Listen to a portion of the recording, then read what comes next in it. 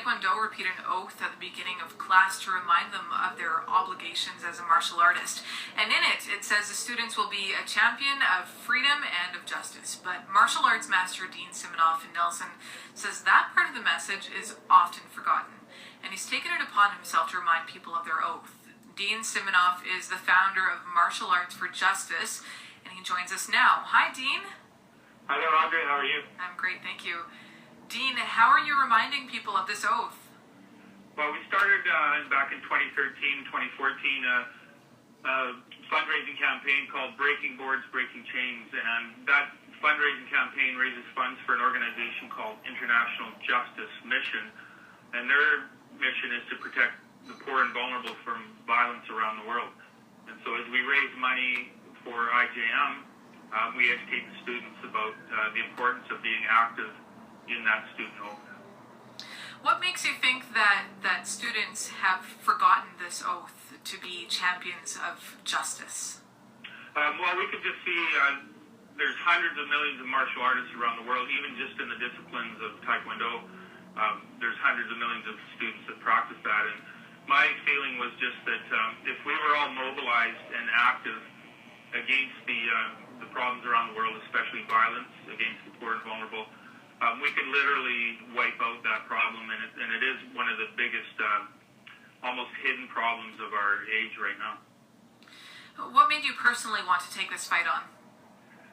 When I heard about the work of International Justice Mission in 2013, a friend of mine, Stacey DeVries, was educating her youth group in Nelson, and I said to Stacey that, he's been looking for an idea to do a good fundraiser around breaking boards, and we basically created a breakathon.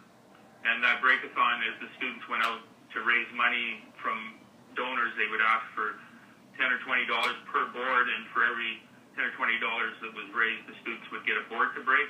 And as we came together and did that activity, it was such a high energy. The students loved breaking boards, but also knowing that they were doing it for a great cause to help other children that need that help. Tell me a little bit more about this cause. What is violence against the poor? What does that mean? Yeah, a really good book that's written by the founder of International Justice Mission, Gary Hagen, called The Locust Effect, really paints the whole problem of violence, but it actually paints a really good solution as well. And what IJM does is they fight for violence against the poor in the developing world, where their justice system is just quite dysfunctional. So we don't hear about it every day on the news. I know, even in Canada here, we hear a lot recently about maybe our First Nations problems, a lot about human trafficking, but the actual numbers are quite staggering, where there's an estimated 36 million people still in the world today in some form of slavery, and that's more than ever before in history, so that's quite scary. And there's an estimated 2 million children that are involved or abused in sexual violence every year. So that problem is there, and it's real, and it's time for us to stand up and do something about it. And how is this resonating with martial arts students here? Yeah, it's exciting. It takes a little bit of work and education to get the word out. We've discovered that. But this year, as we started in 2013, it was just my own school in Nelson. And then each year now we've grown. So this year there's 14 schools across Canada involved in the campaign. And they're all doing it for the same cause. We're uniting on one front, so it's almost like it's exciting that it feels like there's this global problem and we can actually all come together and solve it. I'm quite excited about that. And as we educate the students, they get really excited about it too. Because as a martial artist, you're going to train in your martial arts to defend yourself, but you also want to be willing to step up and defend those that can't defend themselves. How much does it help to take the focus off of winning medals and competition when you're championing justice like this? Well, exactly. So I've even heard from other martial artists that too often that is the only focus is on winning a medal, and we all know that in any sport or activity or team, not everybody's going to be winning first place medals. So that part of competition is great. That's wonderful. But martial arts has had a history going deep back into the samurai days, and in history, martial arts has always been intended to have that whole justice component to it, that we are leaders in our communities, and that we stand for justice, which really means the definition of justice is doing what's right. Melinda Shankar from Degrassi, the TV show, has now gotten on board with your campaign as well. What's it like connecting with her on this topic?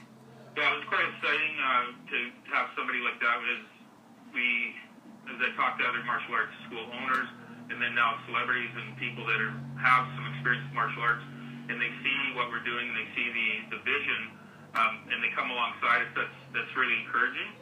And Melinda's agreed to appear with our event in Toronto this coming Saturday, and she'll be there. She'll be breaking boards. She'll be signing autographs. But she has a deep history in martial arts that most people don't know. And her family had a tragedy years ago where it caused her father and her older sisters to get involved in martial arts. So she has quite a heart for that. She's actually traveled and seen overseas the violence against even young girls. So we're looking at a lot of potential there to partner on a lot of fronts in this area. And you have some plans with First Nations group as well, I understand. Yeah, we're quite passionate about when we talk about violence around the world. We're not ignoring our own country. We know Canada's not perfect, although we have it. We're so blessed here compared to most third world countries. But in Canada, we have our First Nations problems come up a lot, and so anywhere where there's potentially violence against the poor or vulnerable, we know martial arts can go in there and make a difference in people's lives. So Martial Arts for Justice wants to fight for that for globally and locally, and so we've got a lot of programs that can go in and help bring that whole discipline and the focus and the strengthening of character to First Nations and even through our own public school systems. Well, thank you so much, Dean. Thank you for having me. Dean Siminoff is the founder of Martial Arts for Justice in Nelson. It's 21 degrees.